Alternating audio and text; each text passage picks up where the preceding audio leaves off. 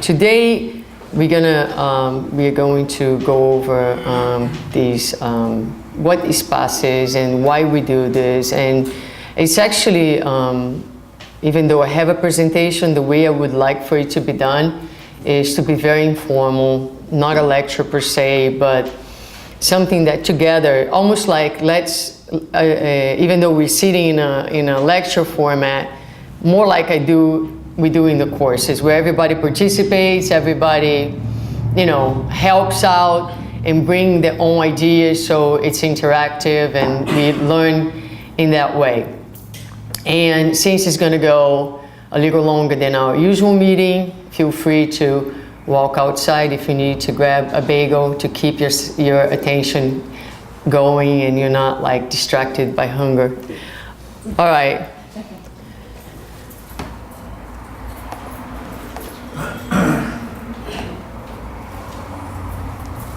Okay, so these are some of the topics that we are going to cover. The introduction, I put here 2 main topics which I think are important for us to think about and understand before we get into the passes per se. Okay, so one of them is the role and the goals of the spiritual center. So I have a couple bullets there. And so, without focusing on the PowerPoint, okay, I want to hear from you. What is your understanding and your perception? Let's say if you would have to explain to someone out there, you go to a spiritual center, okay, now it's not that I want to know what a spiritual center, but what's the goal, what's the purpose of a spiritual center? What would you say?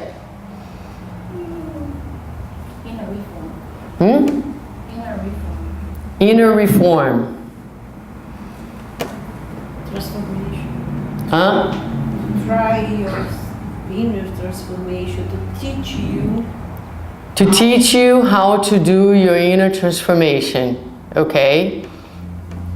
What else? Resolve your problems, physical problems, emotional. That's what people come here for. A lot of them. Right, that's what people come here for. But if you have to tell someone what is the role, what is the goal of the spiritual center, what's the spiritual center is meant to do? Elaine? Keep in mind, most of my friends want to know what is the spiritual first of all, and they have the concept of it. So, for my spiritual growth and development, that's all I would say, because otherwise they get confused. And the more I explain to them, the more confused they'll get, and they'll start looking at them. Right. Okay. All right, anyone else? Explain the spiritual world. Explains the spiritual world.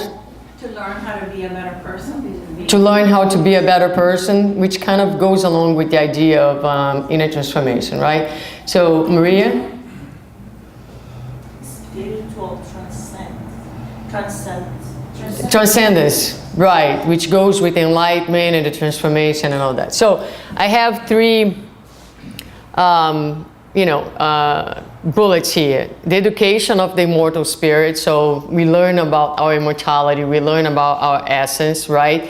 It gives us a different reference for life, because being a Christian place, Christ becomes a reference for all this work that you guys are talking about, right? The betterment of the human being, right? So we become more conscious of the divine in us and more in line with the laws of love. So the Spirit Center has some important roles. A lot of people who come here come in a position of doubt or suffering. So you can think of it as an emergency room where people getting here a lot of times falling apart, and you offer that first assistance, right? Helping the person. But once the person's stable, then I always have this idea in my mind, because that's what I do for a living, right? So someone is in big trouble, goes to the hospital, goes inpatient, so he needs a lot of care, and then the patient goes to rehab. So now you're going to strengthen your physical body. So the spiritual center is going to help you to strengthen your soul by giving you the tools, by giving you the reference, by giving you the education. So the same way that we strengthen our physical body so we can walk physically better, here, after you receive the initial assistance, the role of the center is to strengthen your soul so that you learn, that you become empowered. So one of the words that I really like when I think of the spiritual center is empowerment. So you learn that you're not a victim, you learn that you have the resources within yourself, you know that it's all about you transcending, understanding, becoming conscious, so empowerment. And then the third idea that's a very important idea is the promotion. From someone who arrives as a needed person to the understanding that we all have something to give.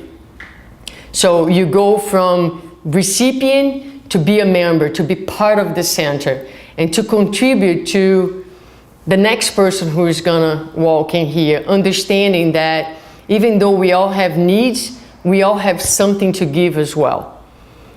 And so that's one of the main ideas, for me perhaps one of the most important ideas, because it actually helps tremendously. We see that with our self-esteem, understanding that it helps with the development of our ability to love. It helps because it puts us in connection with the good spirits. It helps us in so many different ways. We're going to talk more about that. So, okay, so I want to bring that up. Also, mediums and mediumship. So, very quickly, what is a medium? Is it the people who give the past? Meet everybody what's here for the past is the people. No, forget about the passes. What is a medium, period? Anyone who feels okay. anyone who feels the connection in one way or another. Someone who feels the presence of the spirits. Terry. A medium is a funnel. Okay, I like that. Funnel. It's a bridge. It's a bridge. Spirit. It's someone who is in the middle. Medium is someone who is in the middle of two minds. In general, we refer to a discarnate and an incarnate one, and you're right in the middle, right? So what's the role? How does Spiritism understands mediumship? It's a natural ability that each one of us have at different levels. Say that again, please. It's a natural ability that each one of us have, but at different levels. Okay, so what Claudia is saying is like we all mediums, we all have this ability to perceive the thoughts, the intuition of the spirits, right? Some of us have it more like intuitively, some of us is more what we call ostensible mediums that can talk, can write, can see. What's the purpose of mediumship in our lives? David? To gain an understanding from the spirit world that will help us in this world. Okay, so it puts us in contact with the spiritual world and gives us a reference, a spiritual reference. And is it like, does it bring any benefits to work as a medium? Yes. Yes? What is the benefit? Other than seeing and hearing spirits? The benefits you help the people, you help yourself. You help the people and it helps yourself because you're the channel. Because you're the channel for the spiritual world. Uh-huh. And you use your fluid, you use your magnetism for to help people. And then when you help people, you help yourself. You help people, you help yourself. Okay, so that's very good. And your English is getting better each day. We are so proud of you. Yeah. Because there was a point in time that she wouldn't say a word in the English meeting. Magnetism. And That's excellent. That's excellent. That's one of the advantages of coming to the center on Sunday. You learn spiritism in English, right? Yes, you learn English. Okay, so great. So yes, I mean, mediumship is not just randomly, in spiritism, randomly seeing spirits or wanting to find out whether I'm gonna win the lotto tomorrow or not. It has a purpose. The purpose is, as Denise said, is to help others. You're able to help others. So we are mediums all the time, not only when we are in a mediums group. If I'm talking here right now, very likely there is a mentor next to me. Very likely once in a while I'll capture an idea that wasn't in my mind. I'm being a medium. When people are up front greeting the ones who are arriving at the center, it may be someone who is not being seen by anyone, a new person, and then Biga is with her channels open and the spirit comes close to her and say, look to your right. And without knowing, she turns her head and she just received an intuition that she needs to pay attention to that person.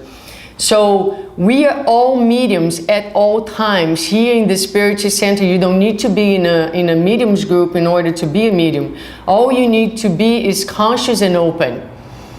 And the more we work on this idea of consciousness and openness, the more we become a vehicle to transmit those ideas. And in that way, we are all mediums. Now, we are helping others, but it helps us tremendously. Because one of the requirements for us to be in touch with the good spirits is that we put a sincere effort in our own transformation. No one needs to be perfect, no one needs to be pure, but any time that we engage in a sincere effort towards our betterment, towards our enlightenment, that's what the spirits are looking for. The spirits are looking for partners here that they can work with to deliver good and love. And so if we place ourselves in this mental position, they will be close to us. So it's an incredible benefit to us to have their company and their assistance and their intuition. We learn a lot from them. We benefit from their presence in our lives. Okay? So, and a lot of times, this is an important concept. The more we engage in good, a lot of times the spirits will help us in, let's say, minimizing, decreasing, sometimes postponing a difficult situation in our lives so that we can be available to help them in the moments that they need. That's another important concept. Of course, within limits, they will try to make things easier for us so that we can help them in getting the work done. So again, very beneficial to any person who engages in the work, and that's for any type of work, but mediumship being one of them as well. Okay, so just want to bring those general ideas. Now, who tell me what passes is? And it cannot be Andrea, because she has a PhD in this course. I want someone who is from here, from the middle. Go ahead.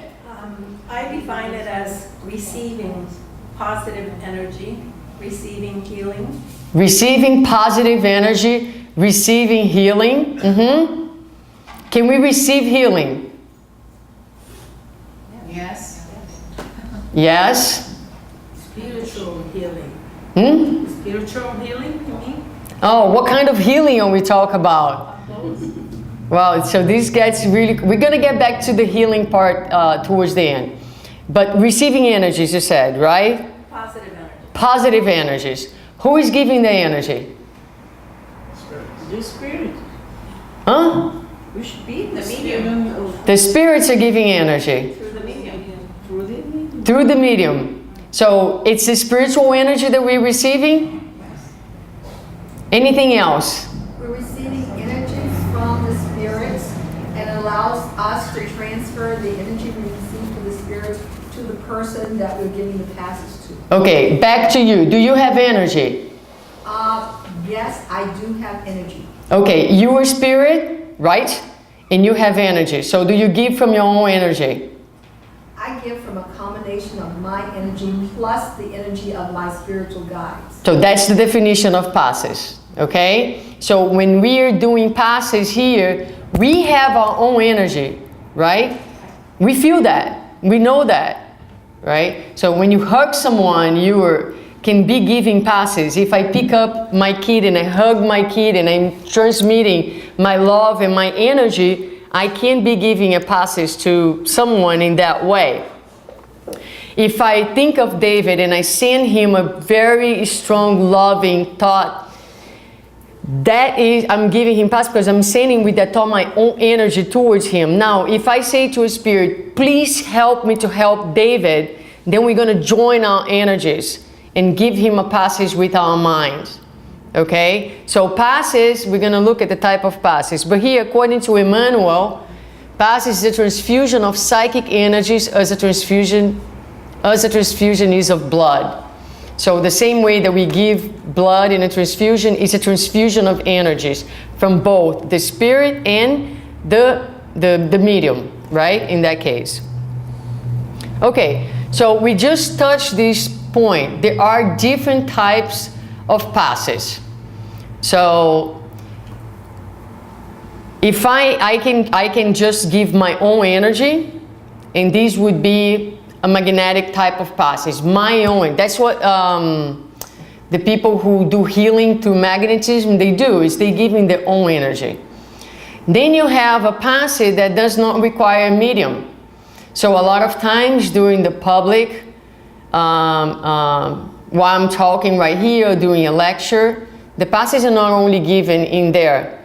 The spirits can be working on us during the public meeting, and a lot of times they are, and they can actually be giving a passage directly to you. It's called the spiritual type of passes. When we are in there giving passes, it's a mixed type of passes. It's our own energy and the spiritual energy as well. Okay? So the magnetic is donation of fluid from the magnetizer, is human magnetism. The action of the fluid is subject to the quality of the fluid and the strength given to it. So we're going to talk about that in a minute. The spiritual is donation of fluids from the spirits. Spiritual magnetism. The quality of the fluid correlates to the qualities of the spirit. And the magnetic spiritual is the one that we do here, which is a donation of magnetic and spiritual fluid combined. The medium is an intermediary for the transfusion of the fluid. Okay? Now, here talks about a couple different things, such as quality of the fluid. Does energy has a positive or a negative quality to itself? Yes. You guys think yes? Okay. So the answer actually is the energy itself is neutral. Okay? There is no quality. The quality of the energy, the quality of the fluid, we give the fluid, the energy, its quality by the type of thoughts, and most importantly, the type of feelings that you project into that energy. Okay, so in Genesis, there is an entire chapter about fluids that speaks to the property of the fluids. So if you want to go deeper into it, it's a very, very interesting chapter. Why is that important to passes? To know that. So you've got active. Naomi. Depends on the person, you could be receiving negative energy. You could be receiving negative energy. How does the energy becomes negative? The person's morals and thoughts. Right, exactly. So this is one of the most important ideas regarding passes. What is your role? What are you supposed to be doing?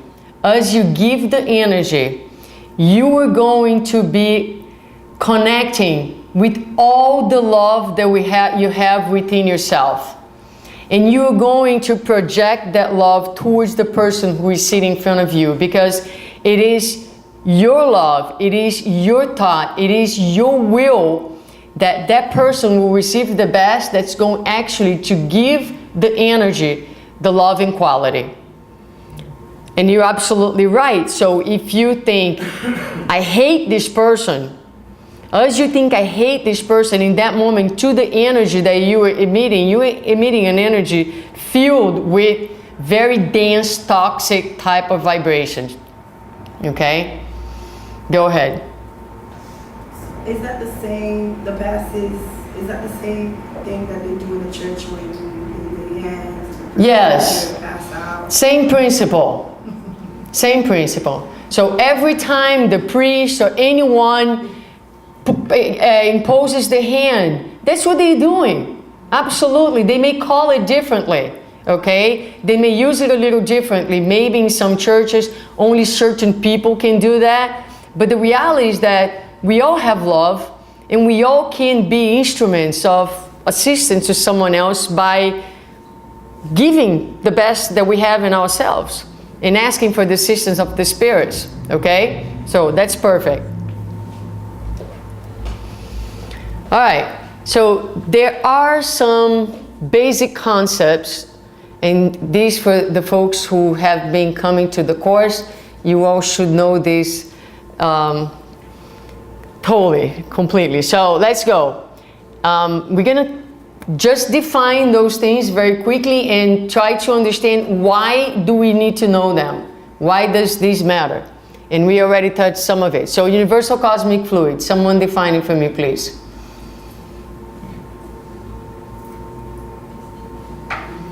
David.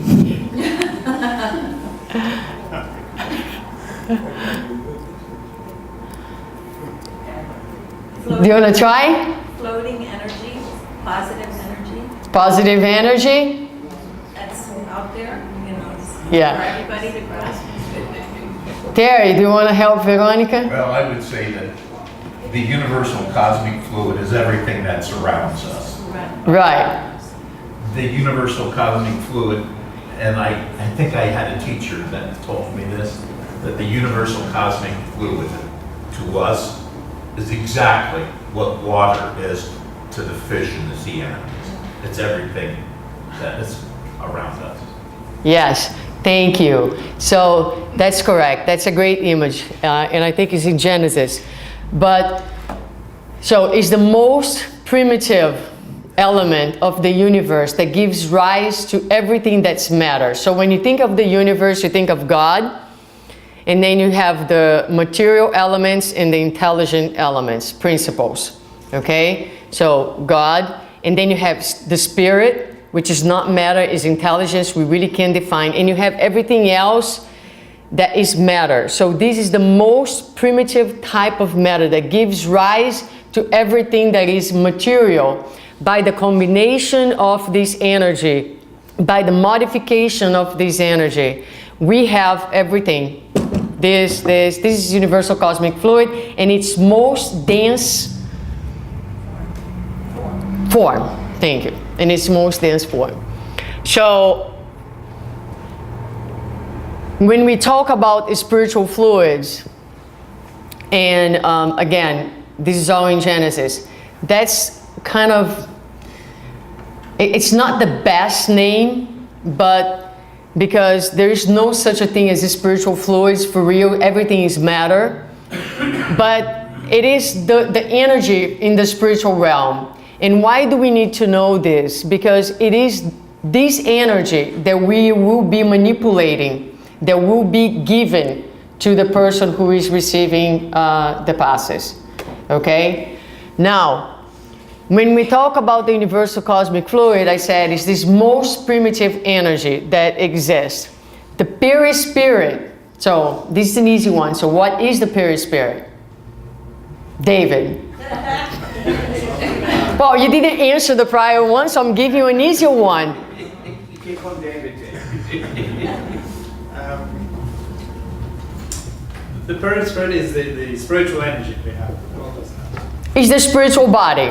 Right? So you have the spirit, and the spirit, which is the intelligence, that's the best way we can define it right now, has a semi-material body, which is the perispirit. Why is this important? The perispirit is made of the universal cosmic fluid, okay? Is made of the universal cosmic fluid that's withdrawn from the atmosphere of the planet where the spirit is incarnating. Now, what it does is when you are giving the energy to the person, the spiritual fluids that the spirits are transmitting, and you are being a medium of the transmission of this fluid plus your own fluid, the perispirit is also made of the same fluidic matter. And so it has great affinity to this type of energy and absorbs this energy very easily. That's why I'm telling you this, okay? Not that you need to memorize these definitions.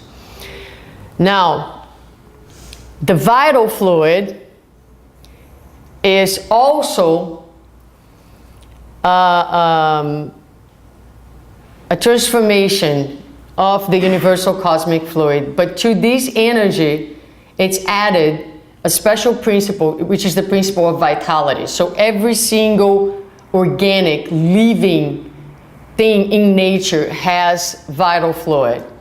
When we die, when the physical body dies, the physical body goes back to earth, decomposes itself, and whatever vital fluid, vital energy that we have left dissipates back into the whole. What continues on is the spirit with the perispirit. So we're talking about energy, okay? Energy that we are giving. We give the spiritual fluids from the spirits, we give some of our vital energy, of our own vitality when we are giving passes. Oh, so when you finish passes, are you exhausted because you gave a lot of your vital energy? Is that going to harm you? No, Why not? because you continue receiving. Because you're receiving. You're constantly receiving. When a person gives passe, does that person need to receive passes at the end? Why not? You just gave, let's say in a public meeting on Tuesdays here, sometimes you do 8 rounds of passes. That means 8 times the spirits project the energy, their energy that went through you. So every passe that you give, you also receive. Okay? Now, this question is for my oldest students. So you can answer this one if you want. I want to know, and you too, you back people there. So what are the properties of the perispirit? This fluidic body has different properties, and there are, I think, 10 of them. So let's see if we can come up with a few of them. What are the properties of the perispirit? Expandability. It expands itself. Penetrability. Penetrability. That was mine. I was going to say that. Give me the chance, no fair. Penetrability. So it penetrates. Matter is not an obstacle for the perispirit, and expands itself. What else?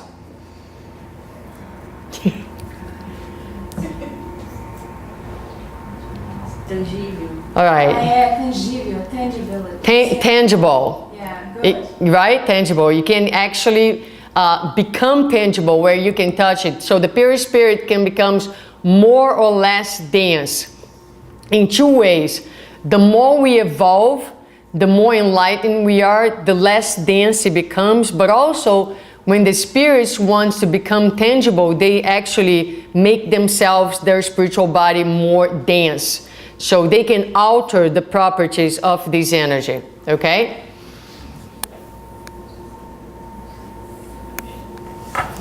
All right. I'm going to skip these because I already talked about those things. It's okay. So, in a book called Perispirit by Zimmerman, he talks about all these different properties of the perispirit. We're not going to go in depth into them, but let me talk about expansibility, for example. Expansibility, when we go into like trance, it's as if the perispirit would expand itself a little bit. And so, by expanding itself, you become more in tune, it becomes easier for you to connect with the spirits and absorb the ideas and the intuitions. But don't say that you see spirits that are very, with a lot of light.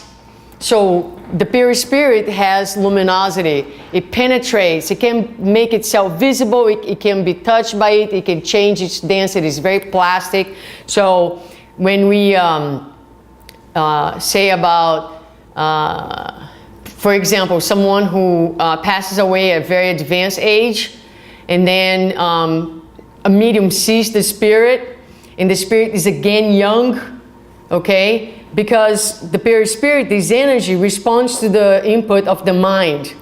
So if you're feeling very young in your mind, your perispirit will reflect that state of mind and will show itself at a young stage, okay? I like this one, this reflective ability. So the state of the spirit is going to reflect itself outwards and inwards, meaning we're going to talk about aura in a minute.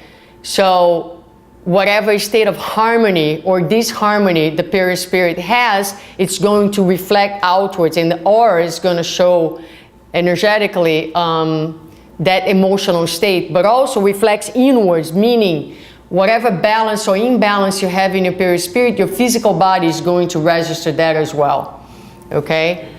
And that's how we become ill. Unicity speaks about it never breaks down, it never comes apart. Temperature is something that we don't know. There's some things in Andrew Lewis that makes us think that it may be a temperature for it. There's some descriptions on the works of Andrew Lewis also of the perispirit having a specific smell. But the most important thing for us is to know that it is through the perispirit, through this spiritual body, that the energies of the passes will be received. I'll comment. When it comes to smell and temperature, a lot of times in some of the traditional churches that I have attended, and people give passes or the passing of spirit, there is a unique smell and a change in temperature in that particular area where the individual is. Mm-hmm. So, you know, I know it has happened. Yeah. Mm-hmm. You know what I mean? So it's right. And it seems to be properties. Yes. Yes. Okay, so what are chakras? Energy centers. Huh? Spiritual energy centers. Spiritual energy Centers. centers of spiritual energy. I like that. Anybody wants to say anything else about chakras? Go ahead. He's volunteering you. Is the balance in your body, is like the heart, the way that you speak to people, the way that you communicate is all unit, it's inside you. Okay, so I think we'll bring this together. We can also call centers of force, right? So you have group of neurons, the nervous system cells, they're called plexus. So there are certain areas in our central nervous system, I'm not going to get too deep into this, but that you have groups of neurons, you have concentration of neurons, and you call those areas plexus. Now, they actually have a counterpart in the spiritual body. They're called the chakras, and they're centers of force. Now, center of force make the connection and are receptors of fluidic elements. I'm going to explain. I love this picture. So you can actually see here, if you look here, you're going to see your central nervous system, and you see areas where you have this group of neurons, thick collections of neurons called plexus. For each one of these, you're going to have a center of force, a chakra, okay? Why does that matter? Because when we give passes, the top center is I'm blanking on the name. Coronary, thank you. The coronary chakra is the one that connects us to the spiritual life. So the passes are going to start usually with you imposing your hands on this chakra, the coronary chakra. Now the chakras, they're like antennas. They will receive the energy, and because they are very energized areas, they will distribute the energy throughout the body. You can put your hands on the coronary chakra only if you want, or you can go and move your hand from one chakra to the other chakra. Okay? So having this picture in your mind is helpful if you want to know where the chakras are and where to vibrate with your hand if you're going to be doing a passage that you're going to go chakra by chakra. Our body has areas of need, weakness, energetically speaking. So if you're vibrating in the coronary chakra, the energy is going to be distributed. Naturally, the areas that are more in need are going to absorb that energy. But the more you do the work, you become inspired, your channels of intuition are opening. You don't need to know what the person in front of you has or need. But a lot of times, intuitively, you may feel like, I don't know why, my hands stop over the coronary chakra for a little while. I just felt like doing it. If you have an inspiration to do it, just do it. Don't question the inspiration, just do it. And then a lot of times you might be just guided to focus the energy on that specific chakra. The chakras are they work very closely to your central nervous system.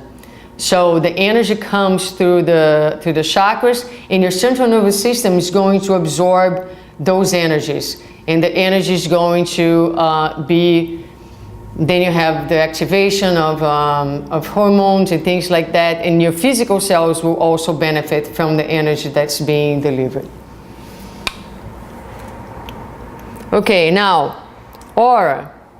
All right, so we talk about perispirit. We talk about, there's a test at the end, okay? So be prepared.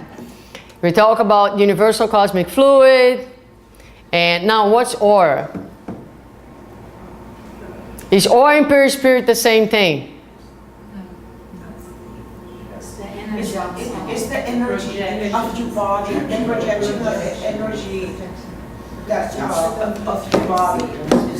Aura is this thing here, right?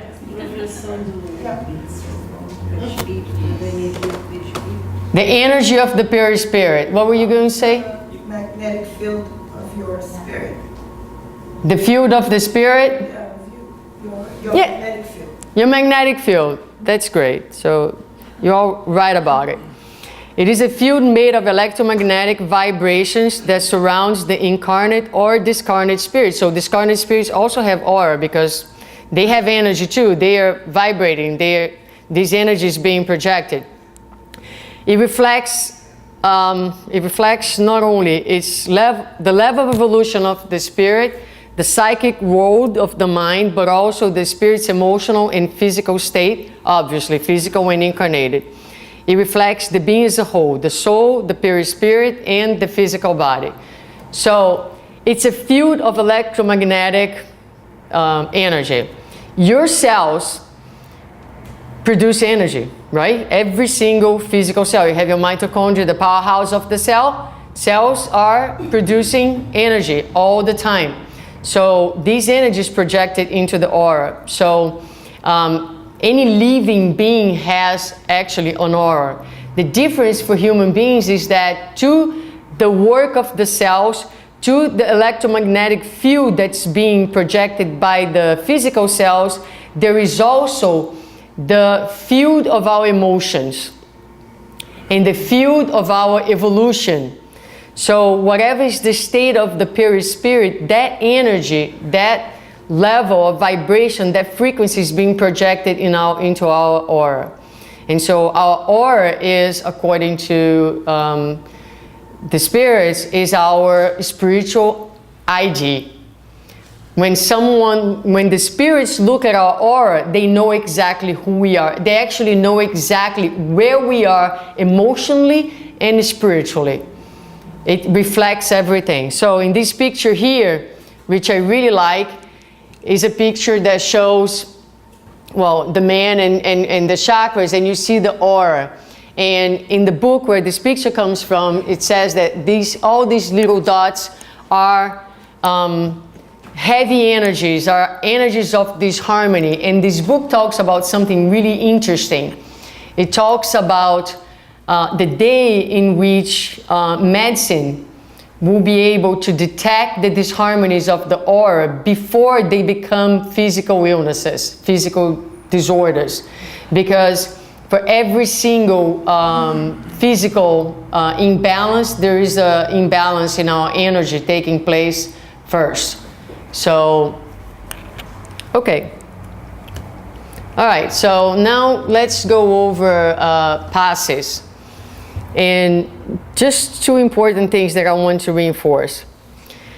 If you're magnetizing with the purpose of healing, and you call for a good spirit that takes interest in you and in the person you are helping, the spirit increases your strength and will, guide your fluid, and give it the necessary qualities. Ordinary magnetism can be used as a treatment when it's done methodically, but some people have the power of healing with a touch, a gesture, and a look.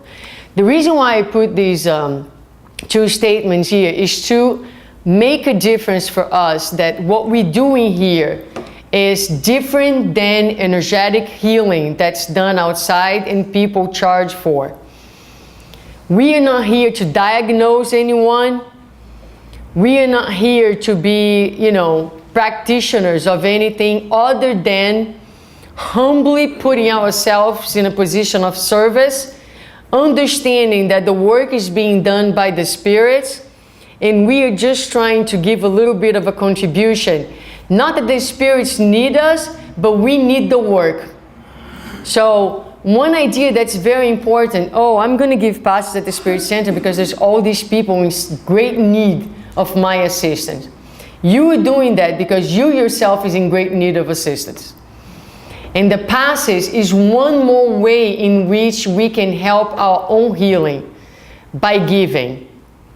Okay? The work is done by the spirits. And we're just there to help the person in front of us, but in first place to help ourselves.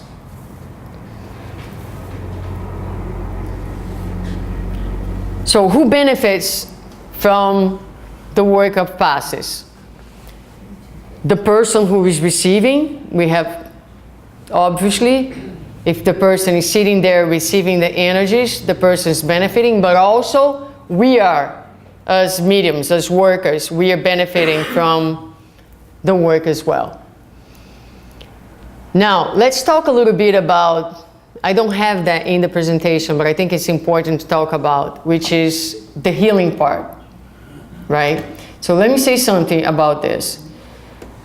In Spiritism, true healing, the concept of healing, is the healing of the soul. Because healing of the physical body has many dimensions to it. A lot of times, the disease that's manifested in the body is what is promoting the healing of the soul. A lot of times, the body becomes the vehicle in which the spirit will drain. A lot of times we bring a lot of disharmony in our perispirit, a lot of marks, a lot of disorders in our perispirit, and the physical body becomes the recipient that is bringing relief to the spirit. So, not necessarily the healing of the physical body is what A or B needs. What we all need to strive for and seek is the healing of our own soul. Is to be able to be conscious of the areas where we're hurting, we're needing, our vibration is off, and invest in the healing of the spirit. We might see physical results in one lifetime, in the current, we may not. Someone may come to the Spiritual Center, like Elsie said, I come here for healing. And the person came with a illness, let's put a cancer. And 2 months later, the person passed away. And some may say, I'm never coming back here, this Spirit Center is not good. Or, they don't do healing here. The mediums are not strong. Or it's not strong, But the reality is, okay, so what healing are we talking about? And so a lot of times, and if you read the books of Andrew Lewis, you're going to see many, many examples of it. There is one example, I think it's Action and Reaction in the very beginning, where the spirits take this lady who is ill, and they actually doing a work over near the ocean, because of the energies of the ocean are so healing. And the spirits are talking, and Andrew Lewis asks, will she be healed? And the spirit says, no, she cannot be healed at this moment physically, but she is receiving the assistance, and she is preparing herself for the transition, and she is gathering inner resources to do that in a much more peaceful way. For her, her cancer was very advanced, and the spirits don't perform miracles. They cannot reverse things that are irreversible. And also, it was important for that lady to undergo that process. It's the same idea when you say someone who's very young died, and then you listen to people saying, oh my God, what a shame, this person had such a bright future. And that still reflects our material attachment, and how much, even though we are spirits and we believe in the immortality of the spirit, and we keep repeating like, parrots over and over, right? So that the spiritual life is the real life. But if a young person dies, we'll say, what a shame, had such a bright future. Of which future are you talking about? Amen. A future here in this plane of trial and expiations, undergoing all the disharmonies and the troubles of earthly life. Whatever time that spirit had to do here with us, he or she did, he's now free back to his real life where his future belongs. That's the future that we need to be talking about. But we, spirits included, will say, so young with such a bright future. It always strikes me when I hear that, what future are we talking about? So when we're talking about healing, are we talking about the healing of the clothes? Right? Are we we're going to sew this back? We're talking about the healing of the spirit, so keep that in mind. And the other thing is, which activities the center offers that promotes healing? The work that we do. All of them. All of it. All of them. So if someone comes seeking healing, it's not only in the passe's cabinet. Sitting here listening, you healing. Learning, you healing. Studying, you healing.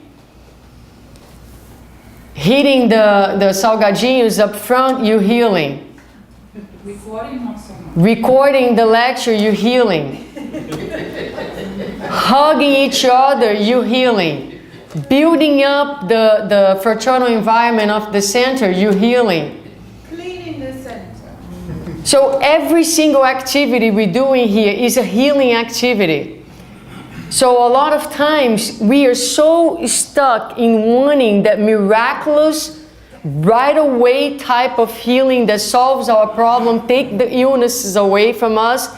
And many people go looking for these magic mediums that can operate on us. And I'm not saying that there is no merit in what people do, but a lot of times we are seeking the easy fix for our problems. Let me go to this center, because this center has a really great spiritual treatment. And usually the spiritual treatment is, can the spirits heal me? Can spirit A or B do some sort of intervention in me? But the true healing comes from the intervention that comes from within. And that's what the Spiritual Center in every single level offers us, an opportunity of healing every single activity that we're doing here. So those things are very important, because if you become a worker, you need to think this way, because when people come and ask, David, I want to go to your Spiritual Center, do they have healing work at the center? David's going to say yes. That's all we do. A very strong one. No, it's go to the Spirit Center and heal yourself. Yes. You're going to learn how to heal yourself by engaging every single activity that we do in there. Okay? So, what are the expectations? What do we expect? Let's go from the environment. No, let's go from the medium. So, what do we expect from the person who's going to be doing the work in there? What do you guys think is important? Veronica is going to start giving passes. What do you think we expect from you? Love. Love, okay? Commitment. Commitment, yes. You become part of a team, right? So, believe it or not, the spirits know who are the workers. They know who they can count on. You've seen when this room is, we have 3 or 4 mediums, and I'm like, okay, who's going to help on Sunday, right? So, we count on you to do the work, to be here with us. So, commitment, yes. Love, yes. So, but think about this. You're a medium, right? You're a tunnel. So these spiritual energies are flowing through you. What happens if you put water in a dirty glass? Clean water in a dirty glass. The water gets dirty. So that is one of the greatest healing opportunities for each one of you, because you invited to take your commitment for inner transformation and renewal to the most serious and deep level possible, because now you understand that when you walk in there, the purest your heart is, the greater of a medium, of a vehicle, of a tunnel, of a bridge you are going to be. Mental hygiene. The hygiene, the mental hygiene. So you're invited not only to keep your body clean, but your mind and your heart clean as well. So you can be the best instrument possible in helping the spirits doing the work of passes. So from you is required knowledge, you need to know love. Now, I think within love we can talk about many things, but I think those are the 2 main things that I would highlight under love: empathy and non-judgment. Because let's say I happen to know Fatima's problem and she sits in front of my chair and I'm thinking, I can't believe she's suffering for such a little thing. Right? Or we know someone who is engaging in lives or behaviors that we do not approve. And you say, look at this person. Leads the type of life outside and it's here asking. That's it. That's it. No empathy, no connection.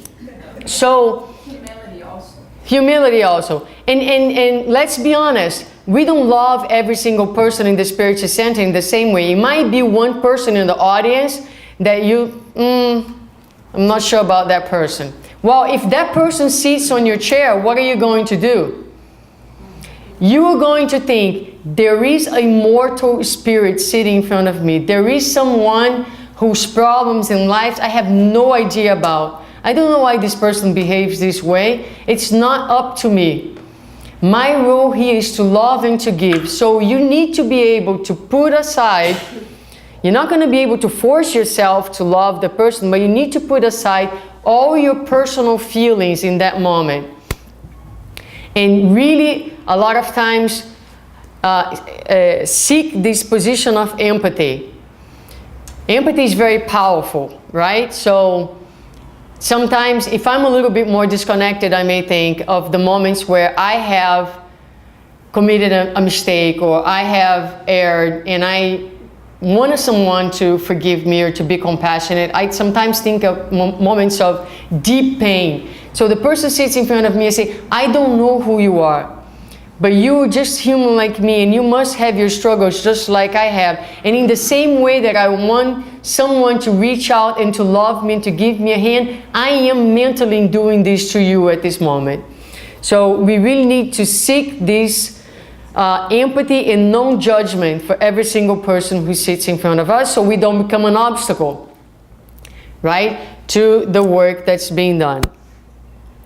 Faith.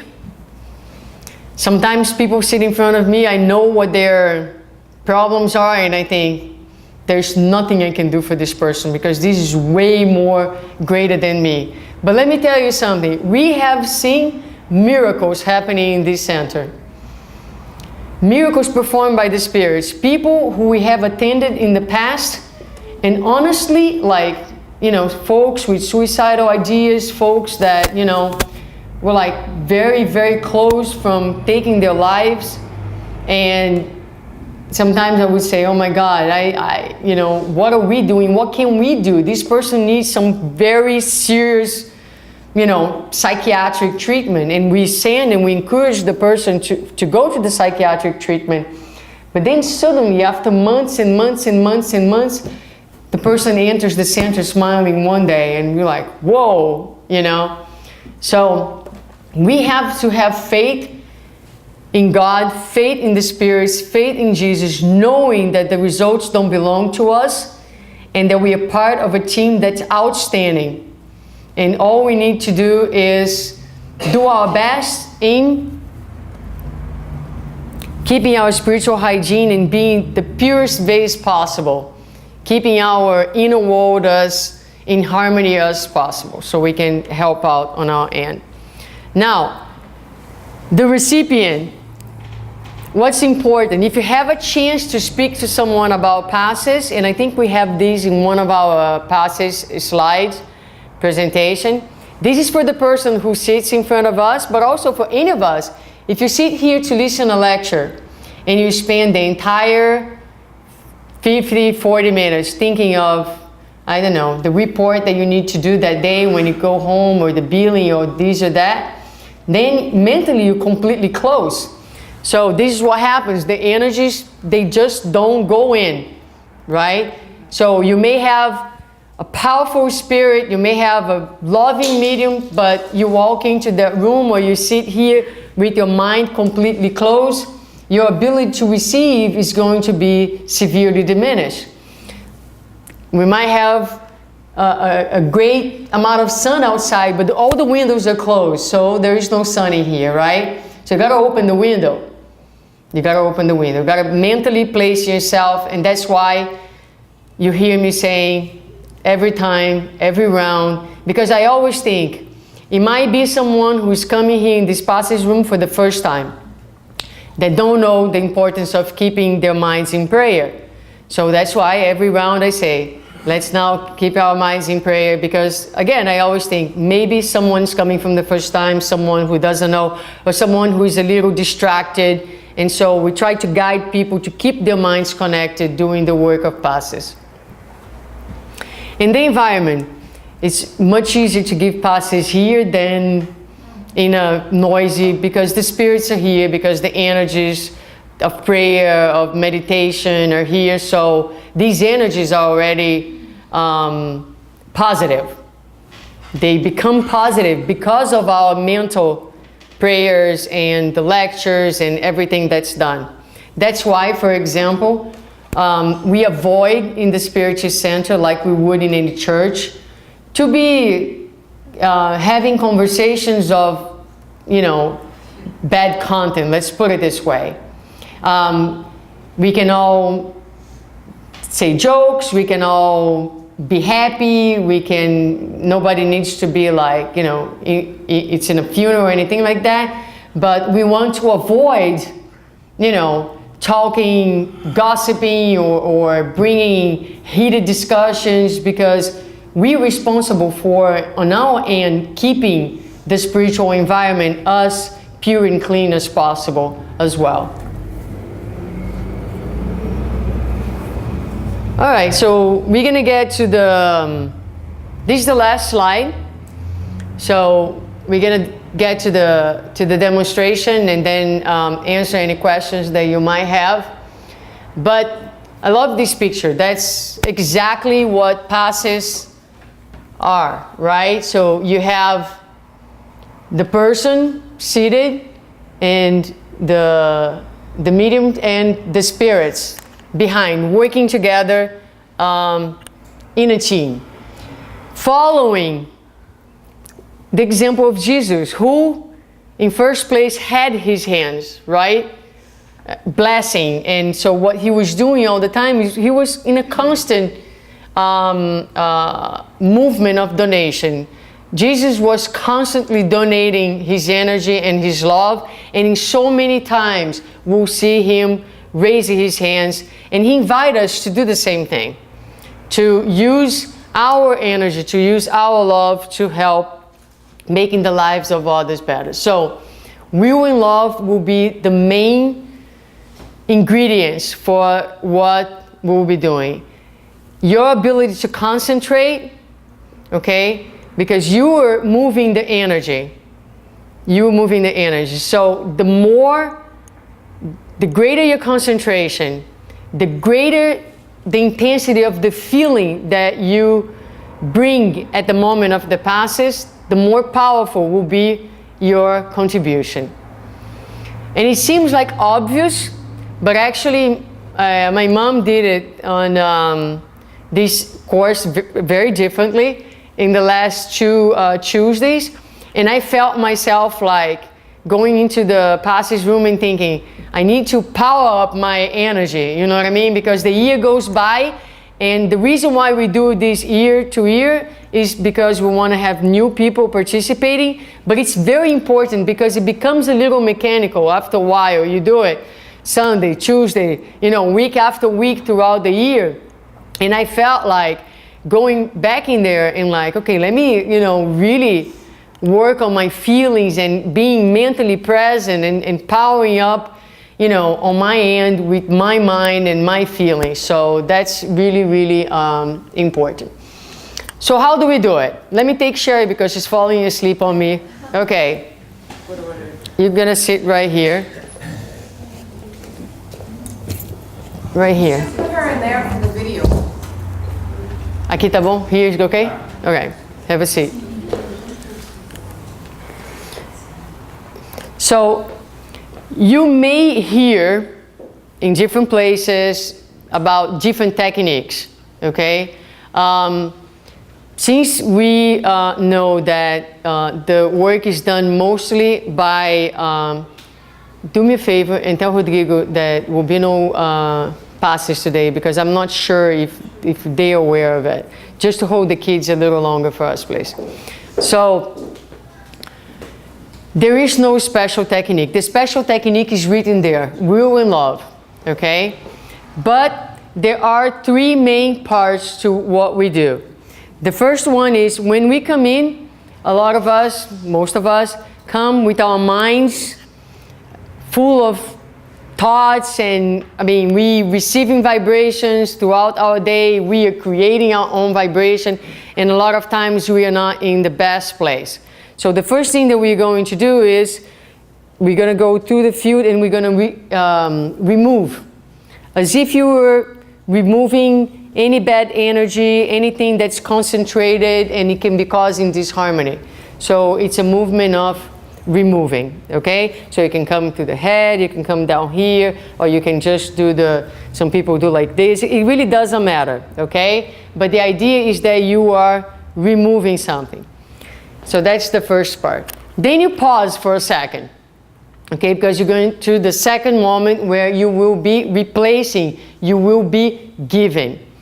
For the people who are starting in the very, very beginning, I will say to them, if you're not comfortable moving your hands, that's fine. Just put your hands right here and keep your mind in prayer, asking for the person who is sitting in front of you. If you're comfortable in moving your hands, you can do one hand, you can do two hands. Each person is going to find whatever way is good for you, is comfortable for you. So some people are going to start on top of the head, sometimes here, the mind, right? The house of the thoughts. So a lot of times you can vibrate here. Then you can come down to the coronary or right here, the throat, the picture of the chakras. So you can just go down, and usually at the very end what we'll do is just like, almost like if you're doing like a hug and involving the person in, you know, like the whole being with the energy. As simple as that. Couple things. always from the top down, because that's just the way the energy circulates. So you don't do passes this way. You do passes from top down. Okay? Now, once I'm coming down here, I'm giving it, usually I'll come back to the middle, because the neutral, you don't want to bring the energy back up. So you come down here, vibrate, I come to the middle, and I start again. Okay? And there is a rhythm. You see that when we are inside the passes room, the beginning where we are removing, we will do that maybe 3-4 times, and then everybody stops, each person at its own pace, and starts giving. Okay? And again, there is a little pace. You're gonna see that you yourself are gonna get into a pace of giving the passes. Now, couple things not to do ever. Don't touch the person. There is no need to touch the person. The person is sitting there in concentration, in prayer, and you touch the person may get surprised, right? Also, some people don't like to be touched.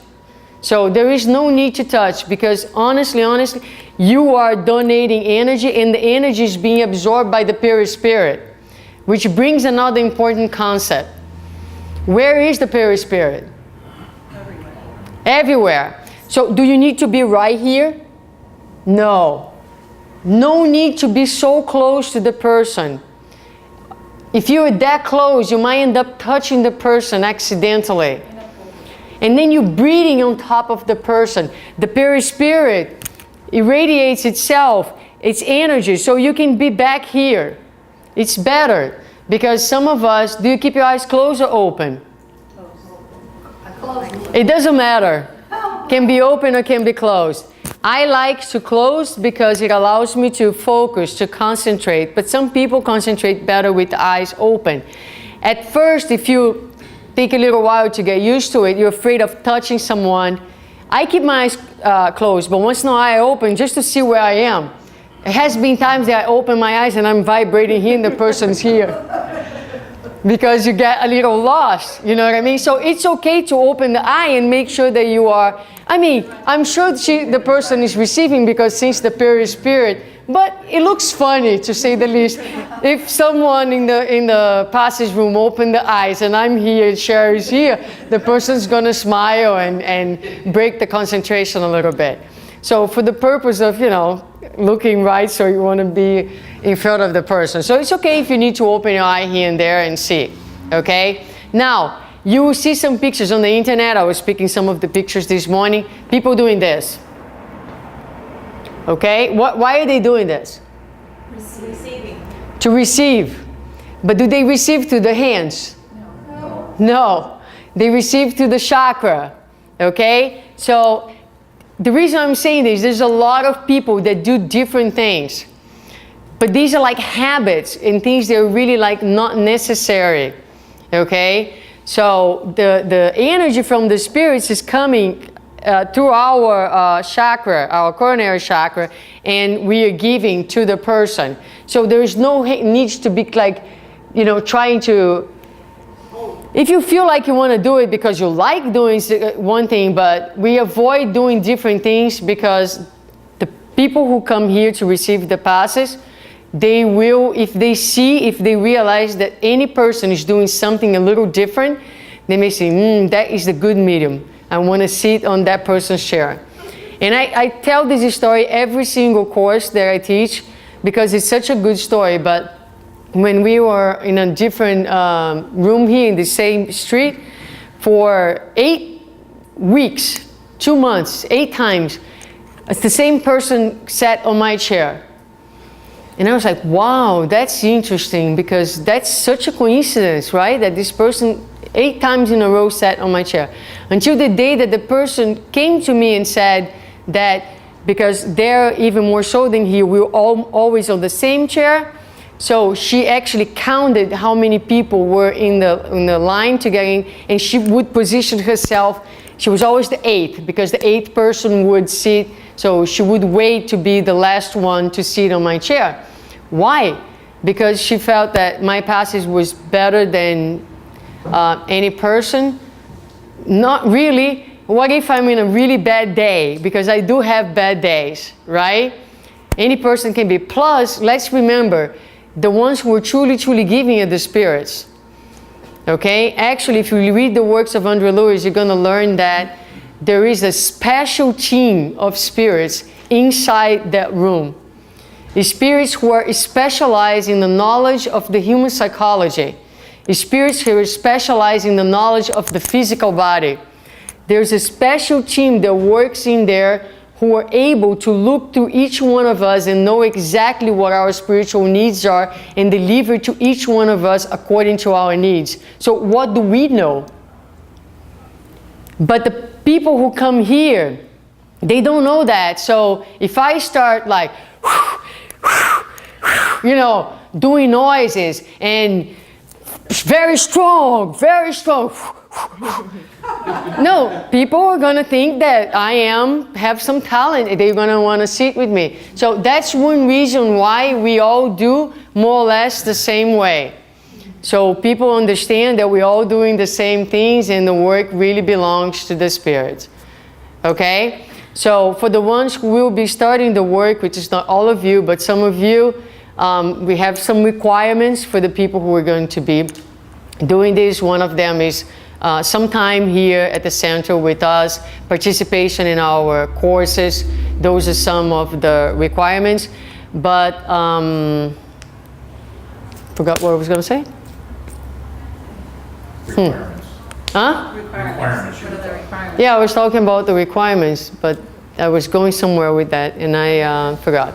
We're gonna have classes. Huh? Commitment. Commitment. Yes, we mentioned that before. I don't know. It's okay. Anyway, so that's in a course in passes in a nutshell. And do you guys have any questions? Any comments? You said that healing, you're really focusing on healing the soul. Mm-hmm. How do you define the soul? The spirit, right? Soul and the spirit are one? The soul and the spirit are the same. In the Spirit's book, soul is defined as the spirit when it's incarnated. So we usually say my soul, right? We refer to our spirit as a soul, which is the state of the spirit when incarnated. Now, the spirits in the spiritual realm, they don't usually say my soul. They say the spirit. So we refer to them as the spirits, not to souls necessarily. But that's just a distinction that Allan Kardec does in the Spirit's book. We're talking about the same thing. You're good. You look more awake now. After you receive my passes. Good more way. So the soul is the name for the spirit incarnate. Yeah, it's just like how we refer. It's just a name. It's just a name. But we're really talking about the same thing. Because I think it had to do also with like when we're studying the Spirit's book and understanding sometimes when Allan Kardec was addressing the spirit in the spirit realm or the spirit when incarnating on the earthly plane. There's a distinction also, which is why he used the word soul. Mm-hmm. Right. But the book Missionaries of the Light that Suzana had mentioned it's such an amazing chapter because it talks about this department and how Andre Lewis asks if we are supposed to be endowed with certain qualities in order to be pass givers. And they say that we are not, but that they are, which is why they work so close with us. Because in reality, they make up for the qualities that we lack in. So it's an amazing chapter that I think everybody should read. It's called Passes, the Missionaries of the Light. Yeah. Do you create, or the spirit, does it create a new soul for each incarnation? That's a different topic. We don't, spirits are created all the time by God because God never stops creating. That's what the spirits tell us. But what we get new is a new body with each life. But your spirit remains the same, right? So as we reincarnate, for each incarnation, a new body is given to us. That's what you were asking, right? More or less? Okay. I didn't answer the question? Somewhat, I would say, because you said that the soul is incarnated, or when the spirit is incarnated, then it's a soul. So my question was, is it a different soul? No. Let me see if I can explain this better. The spirit, when it's outside of the body, we call it spirit. The spirit, when inside the body, we call it soul. But it's the same spirit. It's just that because it's in the body, we call it soul. But I could say my spirit. I can say my spirit is happy today. Or I spirit am happy today. Right? Or I can say my soul. But I'm talking about the same thing. It's just that Kardec in the Spirit's book, to make a distinction, when he's referring to the spirit that is incarnated or when the spirit that's outside of the body, he uses the word soul and spirit. That's it. But we're talking about the same thing, okay?